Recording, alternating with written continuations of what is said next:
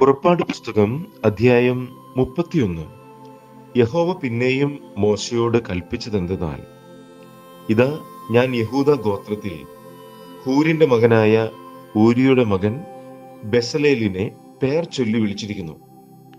അവൻ കൗശല്യ പണികളെ സങ്കൽപ്പിച്ചു ചെയ്യുവാനും പൊന്ന്, വെള്ളി, താമ്രം എന്നിവ കൊണ്ട് പണി ചെയ്യുവാനും രത്നം വെട്ടിപ്പതിപ്പാനും മരത്തിൽ കുത്തുപണി ചെയ്യുവാനും സകലവിധമായ പണിത്തരമുണ്ടാക്കുവാനും ഞാൻ അവനെ ദിവ്യാത്മാവിനാൽ ജ്ഞാനവും ബുദ്ധിയും അറിവും സകലവിധ സാമർഥ്യവും കൊണ്ട് നിറച്ചിരിക്കുന്നു.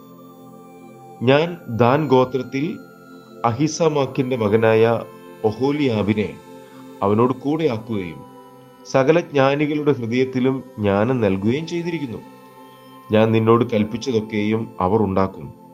സമാഗമന കൂടാരവും സാക്ഷ്യപ്പെട്ടകവും അതിന്മീതെയുള്ള കൃപാസനവും കൂടാരത്തിന്റെ ഉപകരണങ്ങളൊക്കെയും മേശയും അതിന്റെ ഉപകരണങ്ങളും തങ്കം കൊണ്ടുള്ള നിലവിളക്കും അതിന്റെ ഉപകരണങ്ങളൊക്കെയും ധൂപപീഠവും ഹോമയാഗപീഠവും അതിന്റെ ഉപകരണങ്ങളൊക്കെയും തൊട്ടിയും അതിലെ കാലും വിശേഷ വസ്ത്രങ്ങളും പുരോഹിതനായ അഹറോന്റെ വിശുദ്ധ വസ്ത്രങ്ങളും പുരോഹിത ശുശ്രൂഷയ്ക്കായിട്ട് അവന്റെ പുത്രന്മാരുടെ വസ്ത്രങ്ങളും അഭിഷേക തൈലവും വിശുദ്ധ മന്ദിരത്തിനുള്ള സുഗന്ധ ധൂപവർഗവും ഞാൻ നിന്നോട് കൽപ്പിച്ചതുപോലെയൊക്കെയും അവർ ഉണ്ടാക്കും.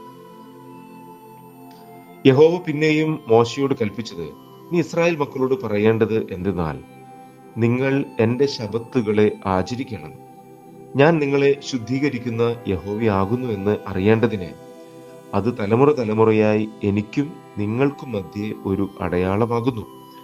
അതുകൊണ്ട് നിങ്ങൾ ശബത്ത് ആചരിക്കണം. അത് നിങ്ങൾക്ക് വിശുദ്ധമാകുന്നു.